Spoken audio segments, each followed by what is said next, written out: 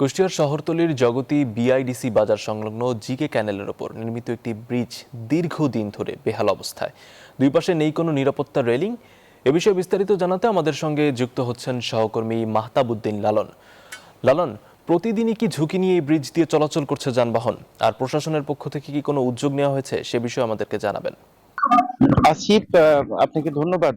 যে ব্রিজটির কথা বলা হচ্ছে, এই ব্রিজটি কিন্তু অত্যন্ত গুরুত্বপূর্ণ, জনগুরুত্বপূর্ণ একটি ব্রিজ। কারণ এই ব্রিজ দিয়ে প্রতিদিনই কিন্তু অসংখ্য মানুষ, যানবাহন কিন্তু চলাচল করে থাকে এবং এই ব্রিজটি ঝুঁকিপূর্ণ হওয়ার কারণে কিন্তু এই যানবাহন এবং সাধারণ মানুষ যারা ছোট বড় যানবাহন নিয়ে চলাচল করেন না, তারা কিন্তু আসলে ঝুঁকির মধ্যে রয়েছেন। আমি বেশ কয়েকজন যানবাহন চালক এবং পথচারী স্থানীয় বাসিন্দাদের সাথে কথা বলেছি। তারা বলছেন যে এই ব্রিজটি দীর্ঘদিন ধরে কিন্তু আসলে বেহাল অবস্থা। দুই পাশে রেলিং কিন্তু ইতিমধ্যে ভেঙে পড়েছে।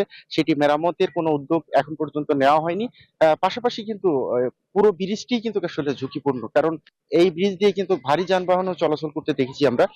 যে কারণে আসলে যেকোনো সময় কিন্তু এই ব্রিজে বড় ধরনের দুর্ঘটনা ঘটার আশঙ্কা করছেন স্থানীয় বাসিন্দা বা এই ব্রিজ দিয়ে চলাচলকারী বিভিন্ন যানবাহনের চালকরা। তারা বলছেন যে দীর্ঘদিন ধরে তারা এভাবে চলাচল করলেও প্রশাসনের পক্ষ থেকে, বিশেষ করে এলজিডি এর পুনর্নির্মাণ বা সংস্কারে কোনো উদ্যোগ নেয়নি, যে কারণে আসলে ঝুঁকির পরিমাণটা বেড়েছে।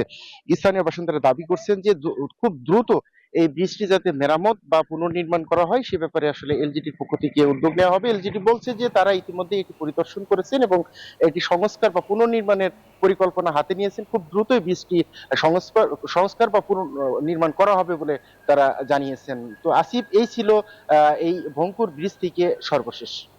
জি, ধন্যবাদ লালন আপনাকে।